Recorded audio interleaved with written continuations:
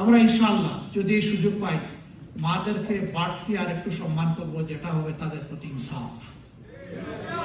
আমার মা, তিনি তার গর্ভে সন্তান নিচ্ছেন, সন্তানকে বুকের দুধ দিচ্ছেন, তার বুকটাকে সন্তানের জন্য বিছানা বানাচ্ছেন, এই সন্তানকে লালন পোষণ করছেন, আবার তিনি ক্ষেত্র বিশেষে একজন পেশাজীবী হিসাবে দায়িত্ব পালন করছেন। আমারও 8 ঘন্টা, তারও 8 ঘন্টা, এটা কি তার উপর অবিচার নয়? আমরা গেলে ইনশাল্লাহ তাদের কর্মঘণ্টা কমিয়ে দেব, তার সন্তানের হক আদায় করার জন্য এবং মা হিসেবে তাকে সম্মান করার জন্য।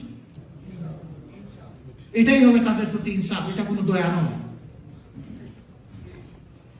ইনশাল্লাহ আমরা যদি 8 ঘন্টার জায়গায় তাদের জন্য 5 ঘন্টা করি, তাহলে মারা এতই সিনসিয়ার, এতই কমিটেড, তারা চিন্তা করবে যে সরকার, যে দেশ আমাদেরকে সম্মান দিয়েছে, আমাদের উচিত 8 ঘন্টার কাজ 5 ঘন্টায় সেরে দেওয়া।